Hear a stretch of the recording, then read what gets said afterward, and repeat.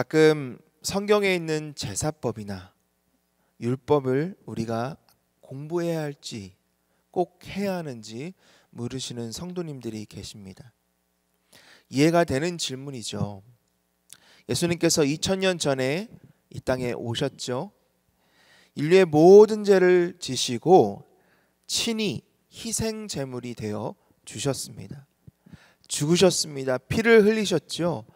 이제는 더 이상 짐승을 잡고 또 조각내어서 그것을 화제로 하나님 앞에 올려드릴 필요가 없게 되었습니다. 그렇다면 우리는 왜 오늘 이 아침에 레위기를 통해서 제사법을 배우고 있을까요?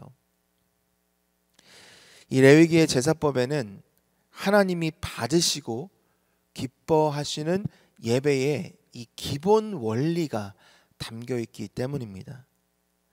비록 더 이상 동물로 제사를 드리지는 않지만 하나님을 사랑하고 하나님을 섬기며 예배하는 우리들에게는 하나님을 온전히 예배할 사명과 부르심이 있다는 이야기죠. 이 레위기에 담겨 있는 참된 예배의 기본 원리를 우리가 이 아침에 잘 듣고 배워서 하나님이 기뻐 받으시는 참 예배자로 나아갈 수 있기를 간절히 축원합니다. 하나님이 우리에게 주신 5가지 제사법, 그 5가지 중에 오늘은 3번째로 화목제를 다루고 있습니다. 화목제의 원 단어는 샬렘입니다. 많이 들어보셨나요? 샬렘, 샬롬에서 나온 단어입니다. 영어로는 peace offering, 평화의 제사 혹은 fellowship offering, 친목의, 친교의 제사로 그렇게 번역되어 있습니다. 이유가 있습니다.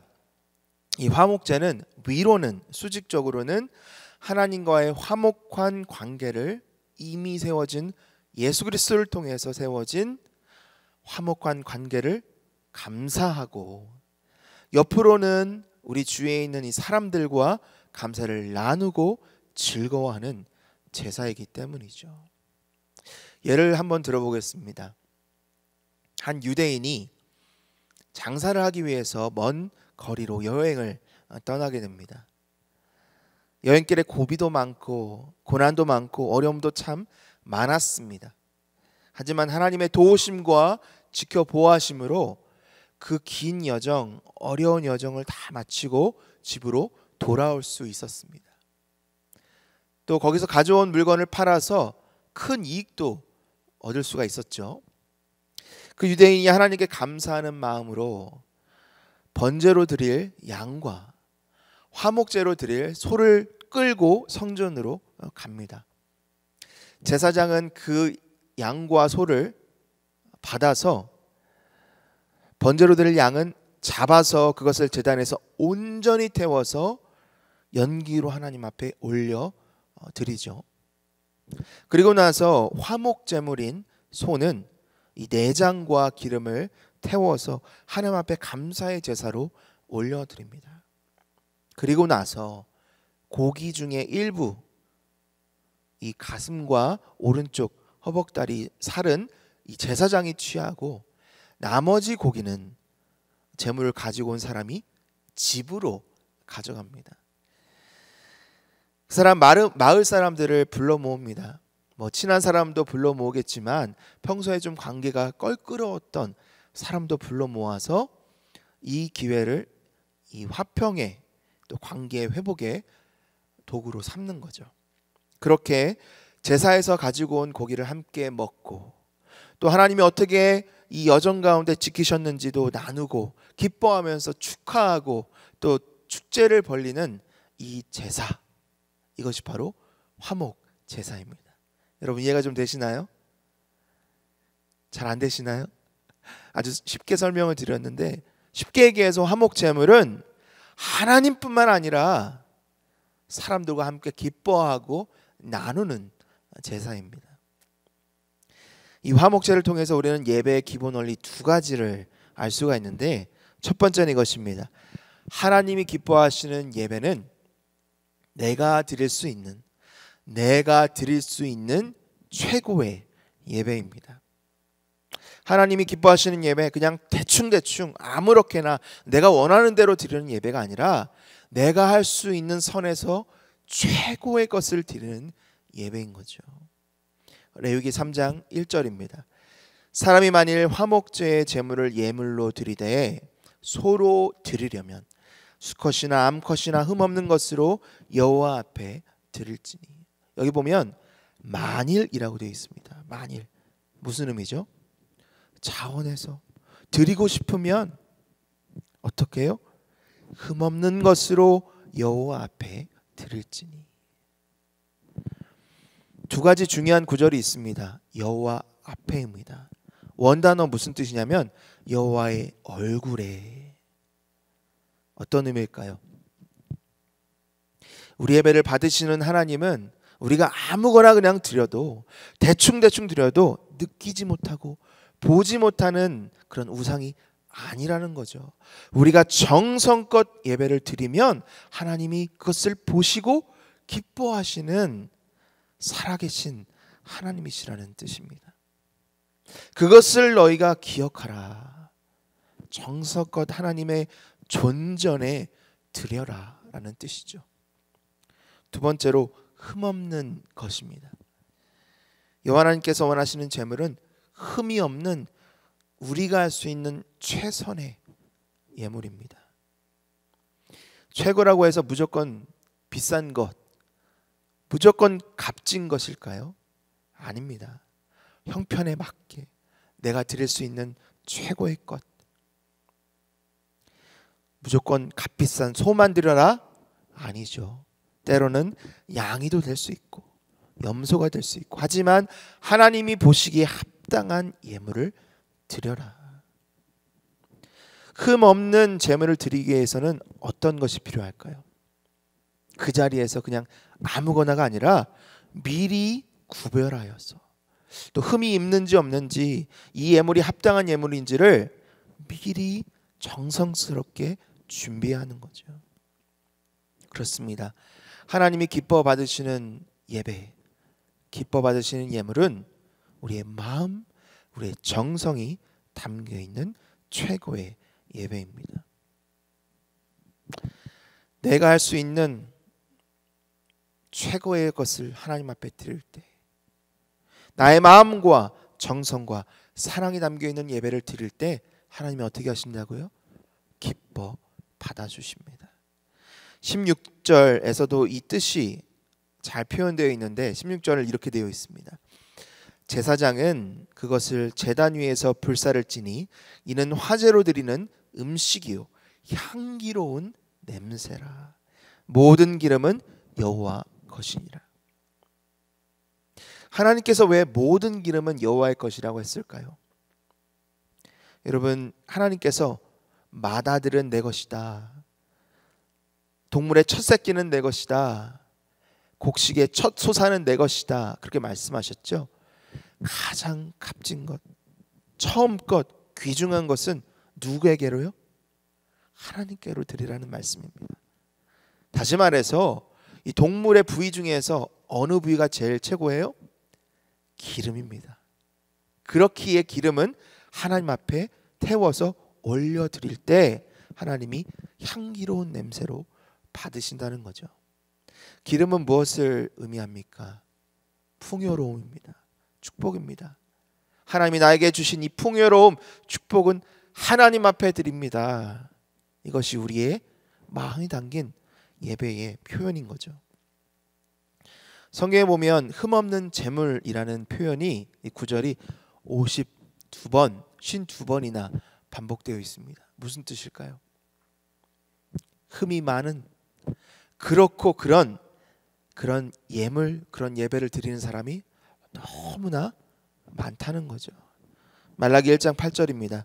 만군의 여호와가 이르노라 너희가 눈먼 희생제물을 바치는 것이 어찌 약하지 아니하며 저는 것 병든 것을 드리는 것이 어찌 약하지 아니하냐. 이제 그것을 너희 총독에게 드려보라. 그가 너를 기뻐하겠으며 너를 받아 주겠느냐. 지금 이 질문을 누가 하시고 계십니까? 이 세상 만물을 지으시고 다스리시는 만군의 여호와 하나님께서 우리 인간들에게 주시는 질문입니다. 이 마음이 너무나 답답해서 어처구니가 없어서 하나님이 물으시는 거예요. 야, 너희 총독에게도 이렇게 값없는 대충대충 흠 많은 재물을 드리지 않지 않느냐? 왜 나에게는 이런 재물을 가지고 오느냐? 하나님 말씀 질문을 하시는 거죠.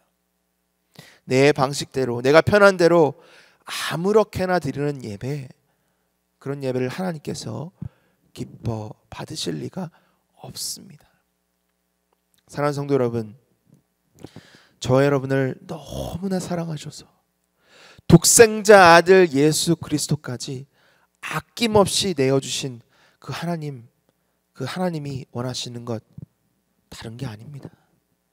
우리의 마음, 우리의 정성을 다해서 드리는 예배, 우리가 할 수 있는 선에서 최선으로 드리는 최고의 예배, 그것을 하나님이 기대하시고 바라시고 원하십니다.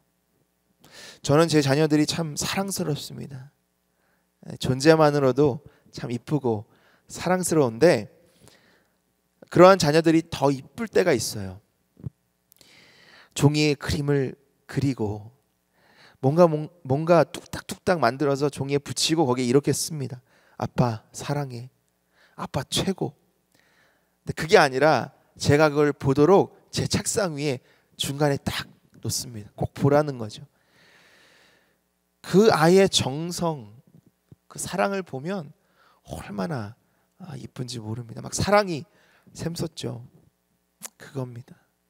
하나님 원하시는 것은 아주 값지고 값어치 있는 그런 예물이 아니라 우리의 마음, 우리의 정성, 우리가 할 수 있는 안에서 최고로 드려지는 예배이죠. 오늘 내가 드릴 수 있는 최고의 것은 무엇인가? 정말 아낌없이 마음과 정성을 다해 나는 하나님 앞에 드리고 있는가? 오늘도 묵상하며 하루를 시작하는 저와 여러분이 되기를 소망합니다. 두 번째로 하나님이 기뻐하시는 예배는 사람들과 나누는 예배입니다. 레위기 3장 3절에서 5절 이렇게 되어 있습니다. 그는 또 그 화목제의 제물 중에서 여호와께 화제를 드릴지니 곧 내장에 덮인 기름과 내장에 붙은 모든 기름과 두 콩팥과 그 위에 기름 곧 허리 쪽에 있는 것과 간에 덮인 컵불을 콩팥과 함께 떼어낼 것이요 아론의 자손은 그것을 제단 위에 불 위에 있는 나무 위에 번제물 위에서 살을지니 이는 화제라 여호와께 향기로운 냄새니라. 쉽게 얘기해서 화목 제물 중에서 기름 부위는 내가 취하겠다. 그럼 무슨 의미죠? 나머지는 너희가 가져라. 고기입니다. 고기. 제사장은 가슴 또 오른쪽 뒷다리를 취하고요. 나머지 고기는 그 제물을 가지고 온 사람에게 돌려줍니다. 왜 그렇죠? 그 많은 고기를 함께 나누는 거죠. 감사의 제물은, 감사 예배는 함께 나누라는 하나님의 뜻입니다. 이처럼 예배는 하나님과의 수직적인 관계도 중요하지만 사람 간의 수평적인 교제, 관계 또한 중요하다는 것을 하나님께서 말씀해 주고 계십니다. 특별히 감사와 기쁨은 서로 나눠야 합니다. 예수님도 이와 비슷한 맥락으로 이런 명령을 주셨죠. 그러므로 예물을 제단에 드리려다가 거기서 내 형제에게 원망될 만한 일이 있는 것이 생각나거든 예물을 제단 앞에 두고 먼저 가서 형제와 화목하고 그 후에 와서 예물을 드리라. 예물을 드리는 것도 중요하지만 그 전에 화목을 이루라. 원망이 들을 만한 것이 있다면 해결하고 돌아와라. 늦지 않는다. 사람 간의 관계가 깨어져 있고 감사와 기쁨을 나누지 못할 때 아무리 값진 예물도 하나님이 기뻐하시지 않는다는 의미입니다. 사랑하는 성도 여러분, 오늘 이 아침에 우리가 함께 기도할 때에 혹시 내 안에 불편한 마음은 없는지, 깨어진 관계는 없는지, 하나님이 주신 은혜와 축복을 잘 나누고 있는지 한번 묵상해 볼 수 있기를 소망합니다. 만약 관계에 어려움이 있다면, 공예배 자리로 나아가지 못하고 나 홀로만 예배하고 있다면 예수 그리스도 안에서 관계가 회복되어지고 또 공예배가 회복되어지기를 간절히 축원합니다. 오늘 두 가지를 나누었습니다. 하나님 기뻐하시는 예배, 어떤 예배죠? 내가 할 수 있는 선에서 최고의 예배입니다. 또 하나님이 기뻐하시는 예배는 나누는, 공유하고 나누고 함께 기뻐하는 예배입니다. 어떻게 이것이 가능할까요? 이미 여러분들 다 알고 계십니다. 예수 그리스도 안에서 가능합니다. 사도 바울이 얘기하죠. 그리스도께서 너희를 사랑하신 것 같이 너희도 사랑 가운데서 행하라. 그는 우리를 위하여 자신을 버리사 향기로운 제물과 희생 제물로 하나님께 드리셨느니라.